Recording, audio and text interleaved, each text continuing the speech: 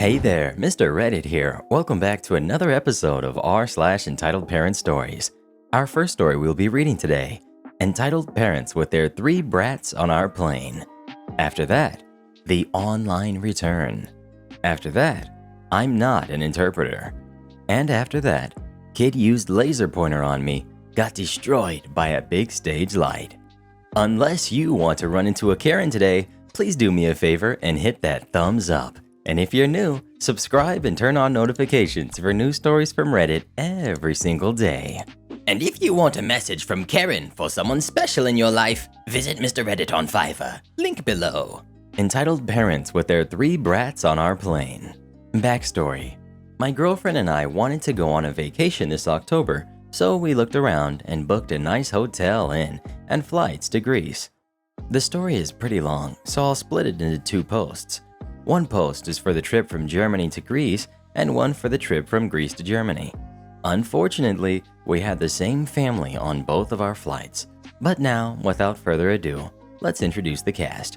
We've got Entitled Mom, we've got Entitled Dad, Brat 1, here's a boy about 14. Brat 2 is another boy about 8. Brat 3, a girl about 3. We've got my girlfriend, and we've got me, and the flight attendant.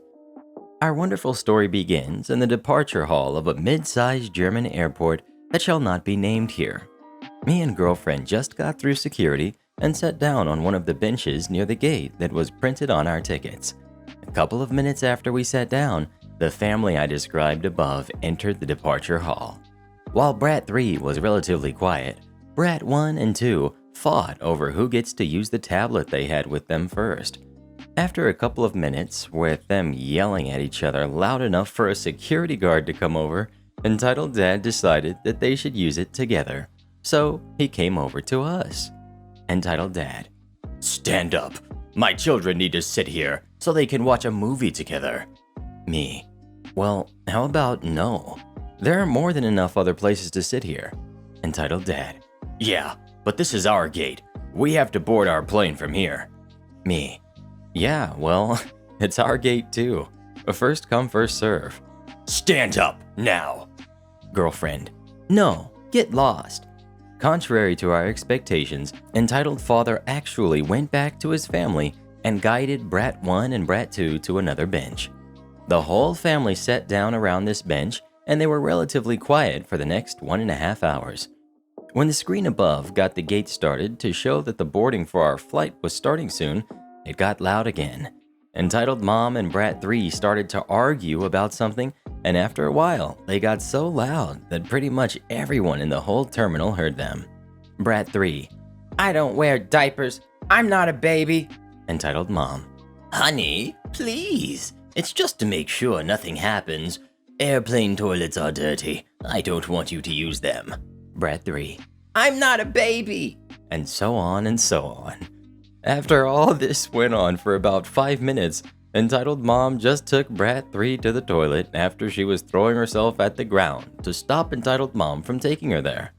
The boarding started a short while after this scene happened, and both girlfriend and me were hoping that we would sit far away from this family. But of course, almost as soon as we sat down, Brats 1, 2, and 3 sat down in the row right behind us, and Entitled Dad and Entitled Mom in the row behind them. Brat 3 was still crying and yelling about not being a baby, while Brat 1 and 2 started to fight over their Nintendo Switch right after sitting down. Entitled Mom stopped the fight by telling them to play together, so they put down the tablet and put the Switch there to play together.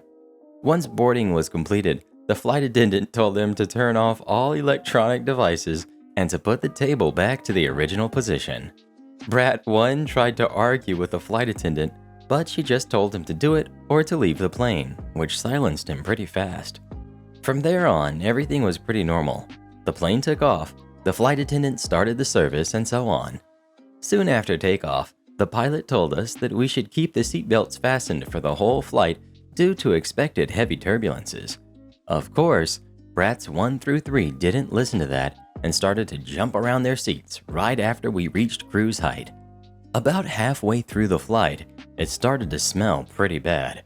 Shortly after I noticed it, Entitled Mom stood up and went over to ask Brat 3 if she used the diaper. Brat 3 shook her head, but Entitled Mom took her, laid her down on the floor of the corridor, and started to change her. The flight attendant saw it and went right over to her. Flight attendant: "Excuse me, madam. What are you doing?" Entitled Mom: "I need to change her diaper. I think that's pretty obvious." She proceeded to open the diaper, which made the smell increase a lot.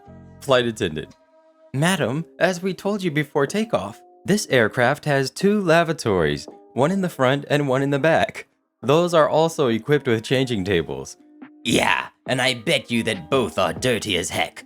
There is no way I'll change her there." Flight attendant: "Madam, I have to ask you to take her to the lavatory and change her diaper there." "I can't do that. Don't you smell it? She pooped herself. I can't just keep her in a dirty diaper for the rest of the flight." Flight attendant: "I don't ask you to keep her in the dirty diaper for the rest of the flight. I only ask you to change her on the changing table that we provide for situations like this. The smell is bothering the people around you." Entitled Mom: "Fine, I'll do it. But if my girl gets sick, I will sue you." During this whole episode, Brat 3 kept crying and yelling at Entitled Mom. After this discussion, Entitled Mom threw Brat 3's pants on the floor, closed the diaper and grabbed her bag and took her to the toilet. A couple of minutes later, she came back, put Brat 3 on her seat, stuffed the dirty diaper into the bag on the seat in front of her, and sat down on her seat. Flight attendant came over and asked Entitled Mom to take the diaper and throw it in the bin on the toilet, but she refused to do that. During this discussion, the expected turbulences started, and flight attendant had to get his seat and buckle up, so the dirty diaper stayed where it was, in the pocket right behind girlfriend's seat. The rest of the flight was more or less normal, except for the crap smell from behind and the fact that Brat 1 and 2 kept kicking my seat and arguing about who should use which switch controller. After the plane landed and we stopped at the gate, the whole family got up almost immediately, took their hand luggage, and went on to leave the plane.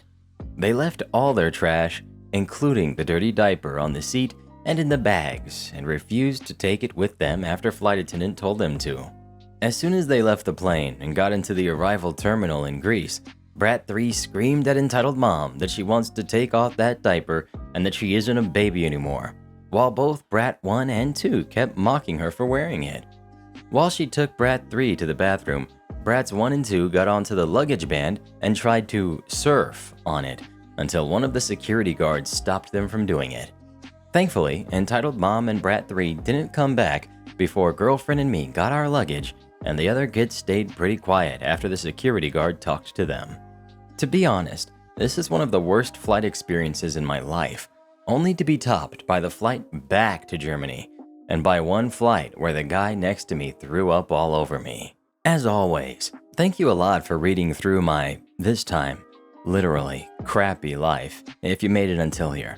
I'm not a native speaker, so please tell me if you find any mistakes so I can correct them and learn from them. As soon as I find the time to do it, I'll type down the flight back home. Next we've got the online return. I used to work at a retail store that sells everything under the sun, and since very recently had a very liberal return policy. One time I took back a Fry Daddy deep fryer that was over 2 years old, very used, and no receipt or proof of purchase from our store. But that is a story for another day. Our tale begins on a Saturday, the busiest day of the week at our store, and the day that everything that can go wrong will go wrong. I was the customer service manager at the time and got called to the front because a cashier needs help with a return. Cast: we've got me, a very tired CSM. We've got cashier 1, we've got overworked manager, and incompetent customer. Cashier: hey OP, this customer has an online return. I can't find anything on his receipt besides his membership charge. He says, insert online retail giant here, told him to bring the return here. Customer is visibly upset and is angrily scrolling through his phone to find his email with his receipt. Customer: I told her I already talked to customer service and she has to do my return. Me: okay sir, I'm so sorry for the trouble. What are we returning today and can I have your email? I can look up your online purchases with our database. Customer. It's this dang comforter set. It's supposed to be gray, but look, it's green. I can't believe this online retail giant sent me the wrong color, and you guys don't have it in store. I get the customer's email, look him up in the system, and see that the only online purchase he has had with the company was for our membership program. No online orders from us at all. I explain this to the customer. He tells me that he bought the item from online retail giant, but when he called them to do a return, they told him to come to our store. Now, I know a certain clothing chain has started taking online retail giants returns, but we are not that store. So I asked the customer if he meant he was supposed to go to that store. Nope, he was told to come here. I asked to see the item in question. He pulls it out of a garbage bag. Customer. See? I told you it's green, not gray. Now, can you return it already so I can get a different one? Me. Sir, I'm sorry, but we have no record of you buying this from us. Let me see if we carry this item. It's a comforter. Of course you carry it. I'm getting to the end of my rope with this guy. As I try and find a tag on the comforter, he's yelling at me and cashier about how stupid we are, and that if we can't do a simple return, why are we even working here? At this point, manager shows up. There's a line at the front because the customer is refusing to move to the side so cashier can take other customers and is being quite loud. Manager. Hey OP, what's going on? Me. This customer has a return from online retail giant that they were told to bring here. Manager. We don't fulfill for online retail giant. Sir, are you sure you weren't told to go to the clothing store? Customer. Why are you all so stupid? I was told to come here because this is your comforter, and you have to do my return. At this point, I have found the tag on the comforter. The brand is Online Retail Giant Basics, pretty much the Online Retail Giant's store brand. Vindication. Me. I'm sorry, sir, but the tag on the comforter shows that it is from Online Retail Giant, not us. I cannot do a return for an item from another retailer that we do not carry. Customer. What do you mean you won't do my return? I want your manager. Me. Sir, I am the customer service manager, but manager right here is another manager. Manager. Sir, OP is correct. We can't do this return. You need to call Online Retail Giant about your return. I wish I could say there was a better ending, but that was it. Customer didn't say a word, just mumbled under his breath and stalked out of the store with his hefty bag comforter. I did receive an email later that night for a customer complaint, but manager and I had already written out an incident report to alert the other stores in the area in case he tried the same thing somewhere else, so neither of us were written up for violating our store's never say no policy. And that, kids, is how I spent 30 minutes explaining to a man that I couldn't do a return on an item from another store. Next we've got I'm Not an Interpreter. Literally happened earlier this evening. My roommate gets home and gets himself a shower after work. He's trying to unwind and have a conversation with me in American Sign Language. I notice he starts acting a bit off. Being epileptic myself, I start to suspect, but not sure.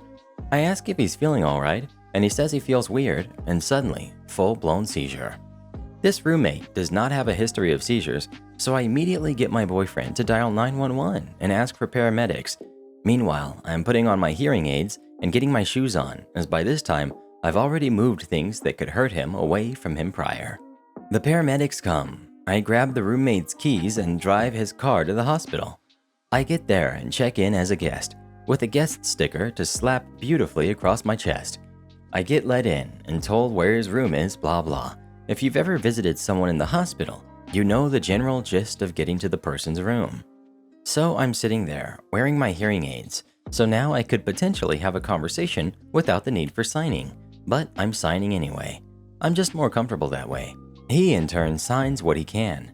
The nurse comes in and checks on him and makes sure he's got everything he needs for the time being, making sure he's comfortable, etc. Informs him someone will be coming by from radiology. Soon enough, yep, someone from radiology shows up with a wheelchair, helps him into the wheelchair, and carts him away. Him signing, "I'll be back," all Terminator-like. So I'm sitting there in his room, just waiting when the nurse returns to the roommateless room. Nurse. Something, something, something. Patient something, something, interpreter. Me. No thanks. Roommate doesn't need an interpreter. Wrong answer. That's apparently not what she asked. She looked more frustrated in her face, her eyebrows furrowed. Me, now trying my hardest to lip read someone I can barely make anything out from. Nurse. Something, something, another patient, something, sign language, interpreter, something, something, something, can't something. Something. Me. I'm not an American Sign Language interpreter, and I don't work for the hospital. I'm here for my roommate. Nurse. Something, something needs interpreter now, something, something going. Me. I'm not exactly sure what you're trying to say. I'm deaf. I'm not an interpreter. Nurse is now getting furious, but storms off, and I'm thinking I've heard the end of it. My roommate is returned after what felt like an eternity, and we're chatting back and forth again with sign. Apparently, the nurse had made a complaint about me as suddenly and without warning, the charge nurse is in the room, and my roommate is signing everything the charge nurse is complaining at me about. Charge nurse. You need to get off your duff and help other patients that need a sign language interpreter. You can't be sitting here dedicating yourself to one single patient. You will be called back to this patient if he needs something important spoken to him. Roommate, calm signing, speaking while signing. He's not an interpreter. He's my deaf roommate. I'm interpreting what you're saying to him and trying to enjoy my conversation with him. The charge nurse goes white as a ghost, but the word deaf seems to have fallen on deaf ears. Charge nurse. Well, can he at least help with translation so other hearing impaired patients can be treated? Again, roommate is signing everything to me. I chime in vocally. Me. Ma'am, I'm deaf. I can't hear you. I can't make out what you're saying unless someone translates it for me. So how would it be possible for me to translate what's being said to other deaf people currently in the hospital? I don't work here. You don't pay me, and I can't hear worth a darn to do what you're requesting. Charge nurse again. Well, you could still help out. Don't you sign interpreters have some sort of oath you have to follow? My roommate tells the woman, the mere fact that you are confusing a deaf person for a sign language interpreter and demanding a deaf person interpret language he can't hear is honestly quite frightening in a hospital environment. Do you realize how terrifying that kind of crap is? Me. Doesn't surprise me. This is the same hospital that had a nurse ask if I wanted my discharge papers in Braille. Roommate. That was this hospital? By this point, the charge nurse seems to have gotten the picture and profusely apologizes to my roommate. Not to me though. Jerk. And scampers away, not to be seen again. The doctor eventually comes in and goes over the details with roommate, that nothing appeared amiss in his brain scan and everything looked alright, but told him to stop taking a medication he was on. I didn't catch the name of it. Apparently, this medicine can rarely cause seizures, and today was the second day of having taken said medicine, so it made sense. Just basically, drink plenty of fluids, don't go to work the next few days so the meds clear out of your system, and get plenty of rest, and make sure you're in a safe area in case a random seizure until you're clear. I kid you not. The doctor looks directly at me and tells me I can go to another patient now. I hate this hospital. If I had the spare finances to blow, I'd definitely get those various t-shirts off Amazon that read, I'm deaf, and varying degrees of that so that I can avoid crap like this again in the future. Unfreaking believable. To make matters more infuriating, is this is the same doctor at the same hospital that told me that deaf people can't speak. Don't get sick in small towns, and you never know how idiotic hospital staff are. I drove my roommate home in his car. He protested because, you're epileptic, you could have a seizure at any time. And I said, right, now so are you, but I'm medicated for it. Next we've got, kid used laser pointer on me, got destroyed by a big stage light. A bit of background. I live in an area where new apartments are arranged in such a way that all of the common area, garden, is surrounded by all the buildings. I can see the windows of the opposite building. It was August of 2018. I was minding my own business on my computer, doing my university club stuff. Suddenly, I noticed a green dot appeared on my screen out of nowhere. I thought my monitor was broken, but then the green dot started moving. It was drawing some sort of pattern on my wall behind the monitor. It was a laser pointer. I figured it might be some grade school kid having too much energy during the summer break, so I just let it go. I closed my curtain and went back to my business. However, it was only the beginning of a long chapter. Every single day, The green dot appeared as punctually as the train in Japan.